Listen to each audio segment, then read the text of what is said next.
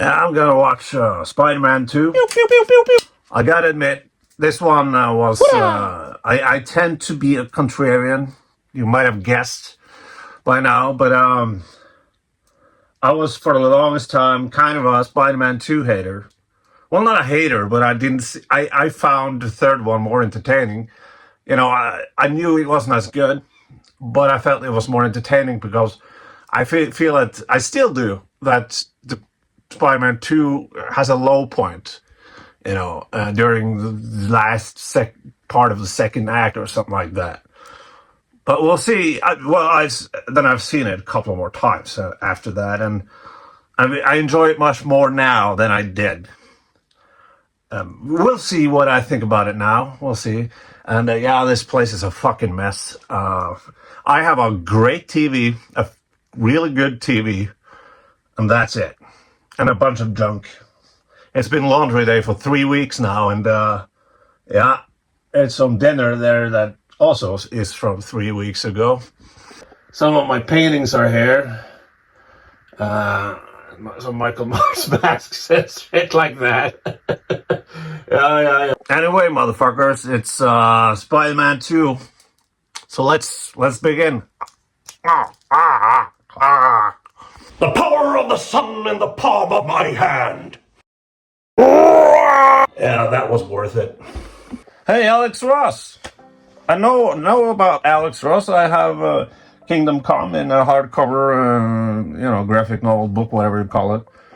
I'm a fan of his drawings. That's the main reason I have Kingdom Come. I also have his Batman and his Superman, like large comic shit. It's just mostly drawings and a few text bits here and there. I don't know if you nerds know what I'm talking about, but it's a thing.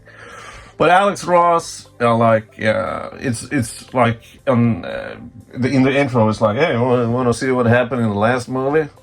I'll draw it for you. I'll fucking draw it for you. You know, that's pretty fucking good, right? You know what I like in this one? He's poor. He's really poor, and the world is like against him. I'm not too fond of the narrative where he loses his powers, to be honest. I felt that he dragged just around before he goes into the burning building. And it's never fully addressed why he loses his powers and then gains them. But it's a really good opening when he delivers pizza. I like that. Yeah. And fucking hell, man, the effects still look All right, good. fuckwads, I gotta mention J.K. Simmons as Jonah Jameson, you know. That is a perfect fucking casting. And this fucking Mary Jane is with his astronaut son and whatever. That's fine. You know, it's one of the things that, like, Peter Parker has to endure. But yeah, he's fantastic. Like, nobody else can play him, you know? Yeah, fuck.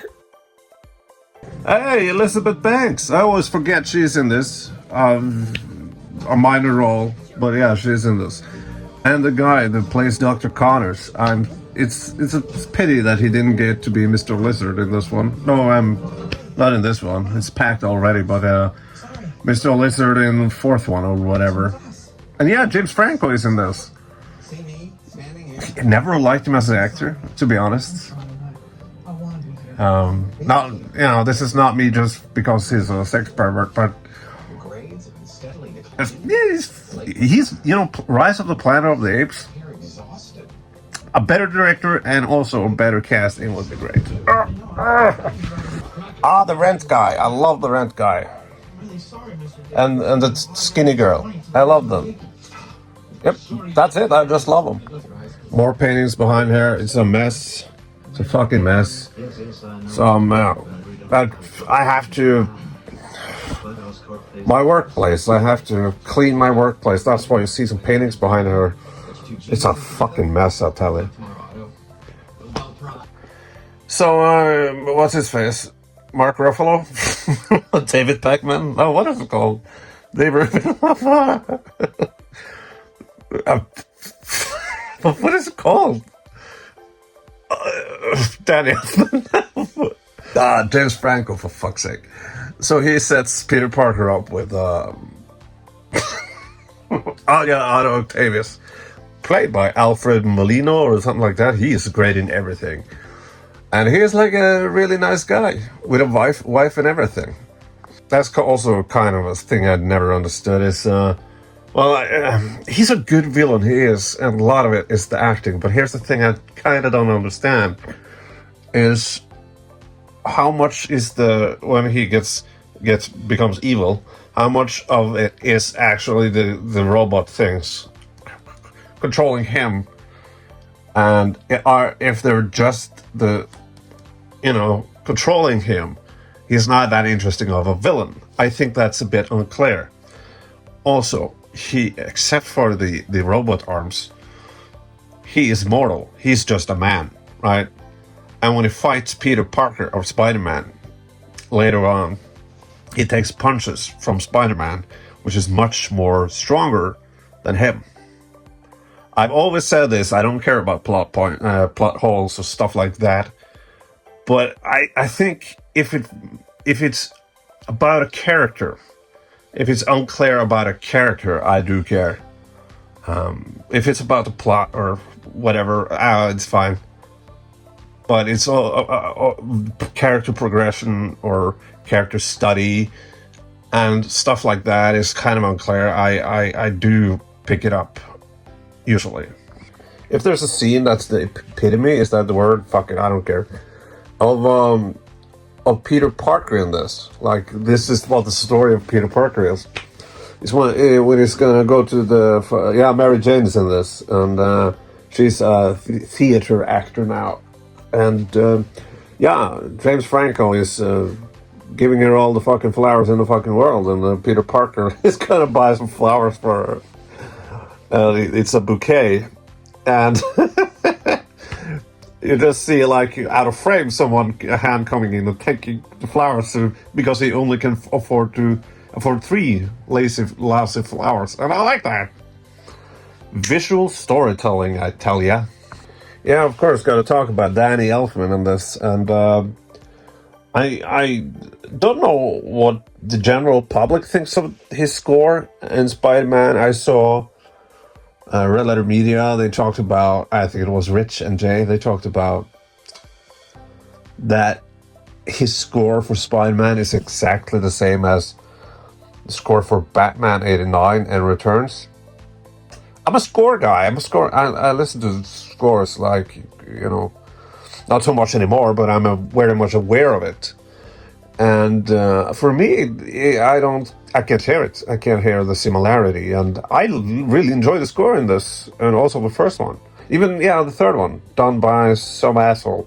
No, I don't remember his name, but he did a good job too. That's from the third one. The Venom thing. You know what?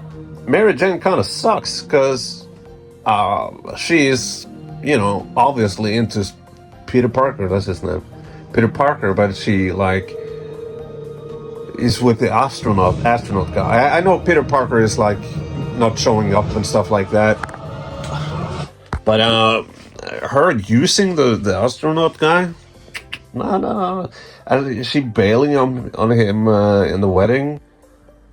And then all the stupid spiel shit in the third one. And also, she being the damsel in distress in every single movie.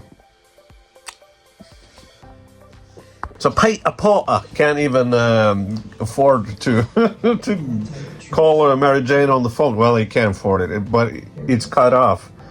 Yeah, phone booth people, or kids nowadays, Gen Z, phone booth, that's what he uses. And back in the day, that's what we used, because I'm 53 years old. So I know about phone booths.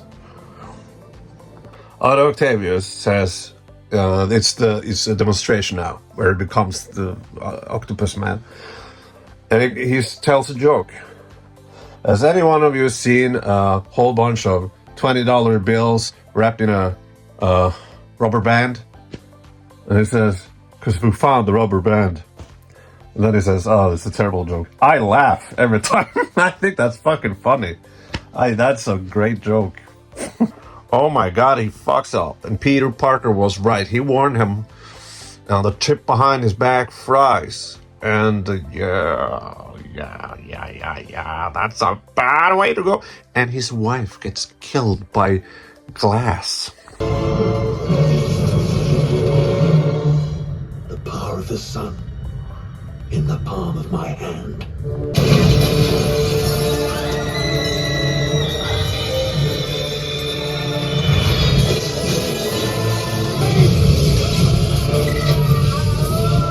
I love it.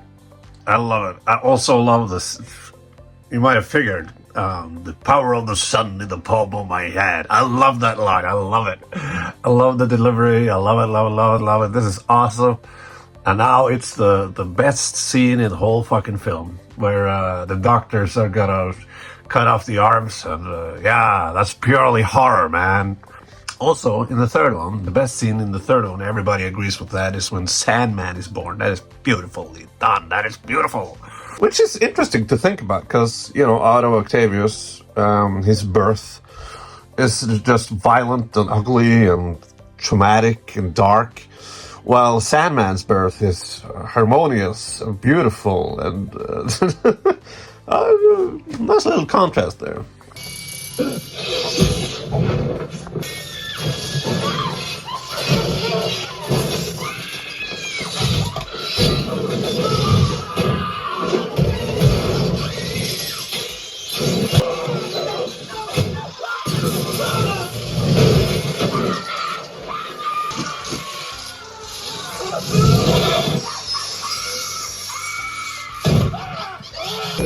Evil Dead. Evil Dead. I like the first Evil Dead more than the second one, actually. The first time we hear the Otto Octavius theme, the main theme.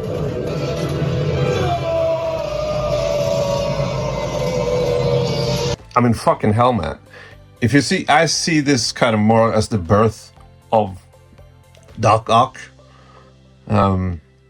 And yeah, if you compare that to the birth of Sandman, it's pretty interesting. Yeah. Why does Mr. Octopus need money to rebuild the thing, right? I get it, he robs banks and shit, and that's charming. That's a Spider-Man villain thing, I guess. But can't he just steal the things he needs? You know, instead of stealing money from a bank, maybe steal the metal plates or whatever the fuck you need for... How's that work? Like a man with like robot arms, looks like an octopus, comes into the store. Hey, I have some cash for you. I need some things, some atoms or whatever. I'm not a scientist, okay? Hey, Joel McHale from Community. He shows up like a sleazy banker. You know, like that, he would be crushed. He's still human, you know, has a human body. I also love this. No, this. Yeah. You know what? The Tom Holland films, the three, they don't have the magic like this one has. That's why the best one is the third one, because, you know, you have Green Goblin and Octavius, Mr. Robot, Mr. Octavius, blah. Shit like that, you have that in it, and yeah. Oh, he smokes a cigar. Oh no, he can't do that. Oh no. The effects are pretty great. That's my dad, by the way. Now he's at the doctor, Peter Parker is, and it's basically like problems with getting a erection. And as a 54-year-old man, I understand how he feels, man. But yeah, as I said, it's like, why does he lose his powers? And you know, this is not the most interesting thing to watch when you've seen it 100,000 before. I mean, Doc Ock like goes from, you know, a really nice guy, and then his wife dies, and then these are talking to him, so they have an effect on him. But he goes from that to like, you know, killing people. I don't know if he actually does. Yeah, he does. But when he like has Aunt May like there, or Mary Jane like hostage, and he says like later on, I think, oops, Butterfingers, and he immediately like drops. Who is that? Mary Jane, I think. Whatever. I would like to have a little bit more of a curve, that like not like this, like whoa, no, good, evil, a little bit more like this, but you know, it's a 2-hour film. You can't have Better Call Saul in this one, or what's the other one, Breaking Bad. I skipped through the no, like I didn't make videos when he was like not Spider-Man, because that's kind of, as I said, that's not the most interesting part when you've seen it 100 times before. And I had like nothing to say. I said it earlier. And this video is getting long enough. So now Doc Ock needs tritium. He needs tritium. And he says to, what's his face? Danny McBride? James Franco. They make a deal. Whatever. You know, if Dr. Octopus gives him Spider-Man, he will give him tritium. That's what it. Yeah, that's what it was. Yep. It's the fire rescue scene. Instead of Peter Parker eating a hot dog, he actually rescues the Asian kid, and it's good. It shows that he still is, you know, a hero, even though he doesn't have the powers of a spider. I don't know if the piece of chocolate cake and a glass of milk scene is the most important scene in the film. You know, I think it's a bit too long. Yeah. Find him, or I'll peel the flesh over her bones. Ooh, I like that line. Dr. Octopus is really, you know, is Alfred. So, what do you want? He is great. Mary Jane still sucks, though. It's the clock tower fight, you know? The clock tower fight. And Dr. Octopus takes a whole lot of punches, and yeah, no.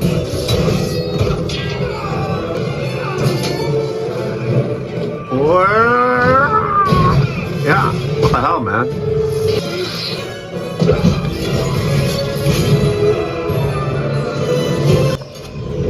Yeah, like I said, how the fuck does he survive that, you know? Huh? I know my channel this is garbage, but what about this format where I watch a film and I talk about the film while I'm watching it? What do you think about that? Or should I just talk about it after? I don't know.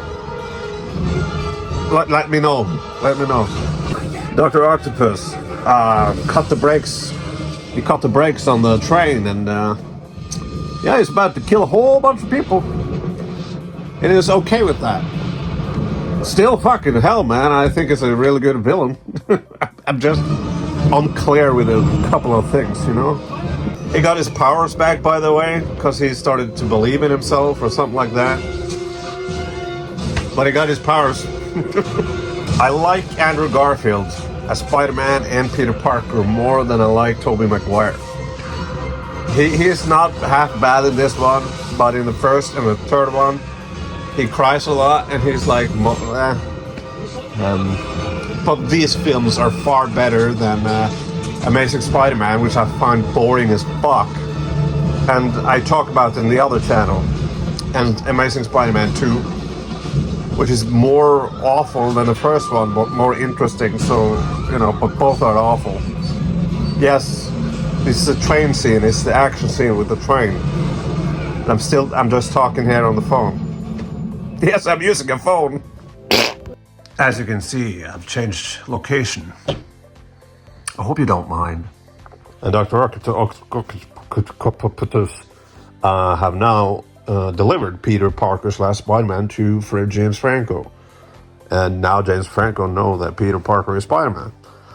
And he just escaped, and now he's gonna save Mary Jane for a second time.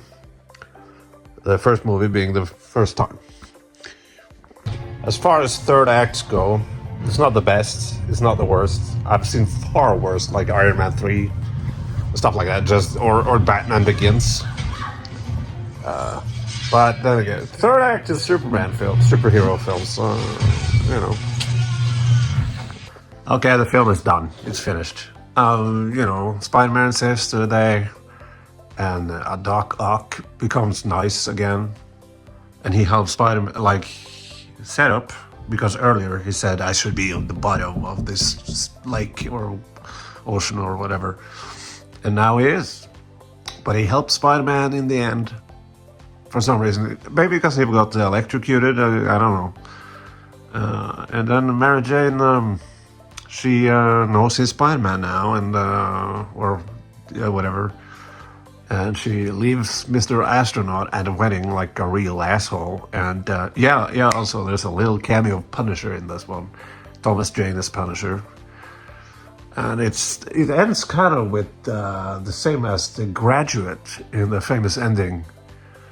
Dustin Hoffman and the gal in the bus, they're leaving and they're smiling and everything, and they're sitting on the bus and the smiles wither away. It's kind of like that with Mary Jane at the end.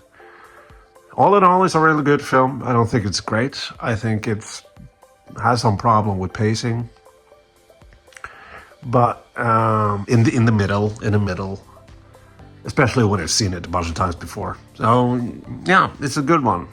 All right, bye.